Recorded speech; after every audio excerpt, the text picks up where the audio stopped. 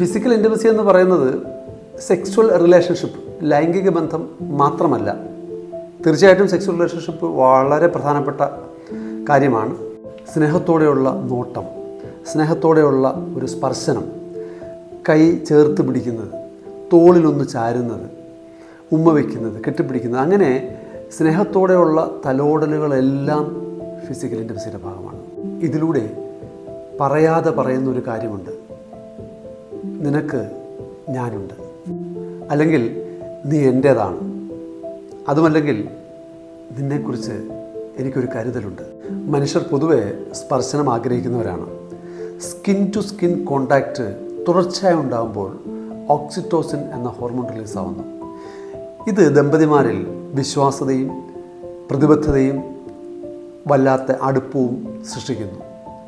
ഇത് സ്ട്രെസ്സിന് നല്ലൊരു പ്രതിവിധി കൂടിയാണ്. ദമ്പതിമാർ പരസ്പരം ചെയ്യുന്ന മസാജിങ് പോലും എൻഡോർഫിൻ എന്ന ഹോർമോണിൻ്റെ റിലീസിന് സഹായിക്കുന്നു. ഇത് സ്ട്രെസ് ഹോർമോണായ കോർട്ടിസോളിൻ്റെ അളവ് ഗണ്യമായി കുറയ്ക്കുന്നു. തുടർച്ചയായി കെട്ടിപ്പിടിക്കുമ്പോൾ അല്ലെങ്കിൽ ഹഗ് ചെയ്യുമ്പോൾ സെറട്ടോണിൻ റിലീസാവുന്നു. ഇത് മൂഡ് എൻഹാൻസ്മെൻറ്റിന് ഉപകരിക്കുന്നു. തുടർച്ചയായി കൈപിടിച്ച് നടക്കുമ്പോൾ ഓക്സിറ്റോസിൻ റിലീസാവുന്നു. അത് നമ്മളുടെ സ്ട്രെസ് കുറയ്ക്കാൻ സഹായിക്കുന്നു. ചുരുക്കി പറഞ്ഞാൽ ഫിസിക്കൽ ഇൻറ്റിമസി നമ്മുടെ മാനസിക ഐക്യം വർദ്ധിപ്പിക്കുന്നു. ഓക്സിറ്റോസിൻ ഉൾപ്പെടെയുള്ള ഹാപ്പി ഹോർമോണുകളുടെ ഉൽപ്പാദനം നടക്കുന്നു. ആകുലതയും സ്ട്രെസ്സും മാനസിക സമ്മർദ്ദവും കുറയുന്നു. വാക്കുകൾ ഉപയോഗിക്കാതെ തന്നെ സ്നേഹം പ്രകടിപ്പിക്കാൻ ഫിസിക്കൽ ഇൻറ്റിമസി സഹായിക്കുന്നു. ഫിസിക്കൽ ഇൻറ്റിമസി ഇമോഷണൽ ഗ്യാപ്പ് കുറയ്ക്കാൻ സഹായിക്കുന്നു.